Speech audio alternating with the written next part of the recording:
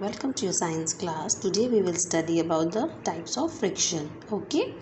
Now we can categorize friction into the following three types. First is static. Okay. Static means ruka hua. Static friction is the frictional force that exists between two bodies so long as they are relatively at rest, even though the external force is acting upon them. Okay, static friction क्या होता है? Static means as I told you, रुका हुआ. Static friction वो frictional force होता है जो exist होता है बिटवीन टू बॉडीज़ के बीच में so long as they are relatively at rest, जब तक कि वो लोग जो हैं रेस्ट पोजीशन पे हैं, स्टैटिक हैं.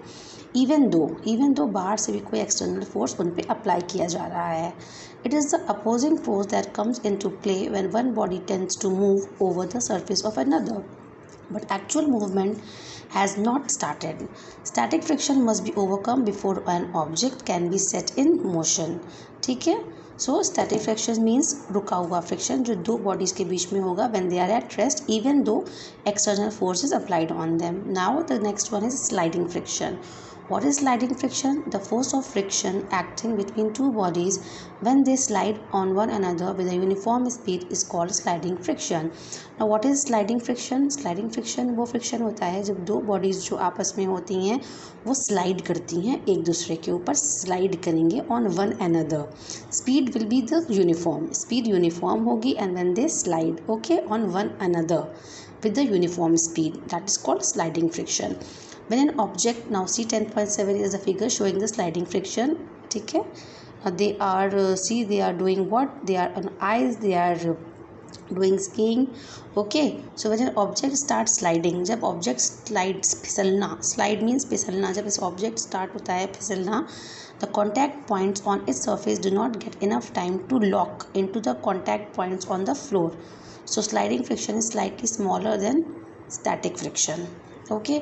नाउ यहाँ पे क्या होता है कि ऑब्जेक्ट जब स्लाइडिंग स्टार्ट करता है तो कॉन्टैक्ट पॉइंट जो होता है वो सरफेस का डू नॉट गेट, उसको जो है इनफ टाइम नहीं मिलता है to lock into the contact points. ठीक है, कि वो लॉक हो जाए, कॉन्टैक्ट पॉइंट्स को लॉक कर सके फ्लोर के ऊपर. स्लाइडिंग फ्रिक्शन जो होता है वो स्लाइटली स्मॉलर होता है then static friction. Okay. Now coming to rolling friction. What is rolling friction? Roll means क्या होता है? ऐसे लौटना ना. रोल मीन्स लौटना, स्लाइड मीन्स फिसलना, स्टैटिक मीन्स रुका हुआ, as I told you. So rolling friction is the force of friction that exist between two surfaces whether the body rolls over the other body is called rolling friction. ठीक है. Rolling friction पे क्या हो गया, क्या कहेंगे हम? The force of friction, वो फोर्स ऑफ फ्रिक्शन जो एग्जिस्ट करता है दो सरफेस के बीच में जब बॉडी रोल करती है over the other body. Body कोई रोल करती है over the other body. Okay. So now rolling reduces friction. Rolling से क्या होता है? फ्रिक्शन रिड्यूस हो जाता है. Okay. that is why it is easy to move a heavy box when it is fitted with wheels. इसीलिए किसी भी heavy box को fit करना, it is very easy to move a heavy box when it is fitted with wheels. ठीक है. कोई भी box को move करना बहुत ज़्यादा ईजी होता है हैवी बॉक्स जब वो उसमें व्हील हो. ठीक है. आप हैवी बॉक्स को ऐसे आप उठाओगे तो वो मूव करना आपके लिए मुश्किल होगा, बट अगर रोलिंग व्हील पे वो है तो उसको मूव करना बहुत आसान हो जाता है. We will need to apply a lot of force if it is without wheels, as I told you. Now let us perform activity 10.2 to show that rolling friction is less than sliding friction. एक 10.2 activity है, rolling friction is less than sliding friction. We have to show that, see, take a thick notebook. आप एक मोटी notebook ले लीजिए, 4 cylindrical pencils ले लीजिए same size की. Okay. a long string of thread, एक आप लॉन्ग स्ट्रिंग ऑफ थ्रेड ले लीजिए और एक स्प्रिंग बैलेंस ले लीजिए. Okay. So tie one end of the thread around the notebook. आपने एक एंड जो है नोटबुक के अराउंड पे बांध दिया और दूसरा जो है आपने स्प्रिंग बैलेंस के हुक में बांध दिया थ्रेड का. Okay. Keep the notebook on the table. अब आपने क्या किया, आपने नोटबुक को टेबल के ऊपर रखा and try to pull it with the spring balance. आप अब कोशिश करिए उसको स्प्रिंग बैलेंस से खींचने की. ठीक है. Note the markings on the balance, आप मार्किंग बैलेंस को नोट कर लीजिए. Now place the pencils on the table. अब आप क्या करेंगे, आपने पेंसिल्स टेबल पे रखी है parallel to each other. All pencils should be parallel to each other at equal distances. सब दून एक जगह बराबर बराबर डिस्टेंस से parallel. Now keep that notebook on the pencils and try to put it again using the balance. ठीक है, अब आप क्या करेंगे, अब आप फिर उस नोटबुक को खींचिए उन पेंसिल्स के ऊपर जो आपने नोटबुक रखी हुई है. You will now again pull that notebook with this help of spring balance. Now what you will observe, what do you observe? You will find that the marking on the balance in the second case is less. This proves that rolling friction is less than sliding friction. ठीक है, rolling friction जो होता है वो कम लगता है, sliding friction से कम लगता है. ओके, इसमें कम फोर्स चाहिए होता है. ठीक है, रोल कर रहा है कोई भी चीज़, व्हील पे है, यहाँ पे जो ये पेंसिल्स हैं they will behave like they will act as wheels. Okay, ये व्हील्स का काम करेंगे. ठीक है, it will easily slide towards you. Okay, you can easily pull this notebook towards you. Now next is fluid friction. Okay, what is fluid friction? Fluid friction क्या होता है? Fluids, liquid and gases exert force of friction on all objects moving through them. Fluids क्या होते हैं? Fluids can be liquids as well as gases. Fluids liquids भी हो सकते हैं और gases भी हो सकते हैं, है ना. Fluids exert force of friction on all objects moving through them. Fluids जो होते हैं वो force of friction को exert करते हैं उन सारे objects पे जो उनसे move होते हैं.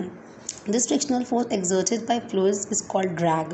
अभी क्या होता है, ये फ्रिक्शनल फोर्स जो फ्लूइड से एक्सर्ट होती है, this is called drag. This drag depends upon the shape, material and the speed of the object. ये ड्रैग जो होता है that depends upon the shape, material and the speed of the object. ठीक है, fluid friction is minimum for objects that are narrow in front and broad at the back. Fluid friction जो होता है वो minimum होता है उन object के लिए जो फ्रंट से नैरो होते हैं और बैक से ब्रॉड होते हैं. This shape is called streamline shape. Streamlining reduces drag enabling the object to pass through easily.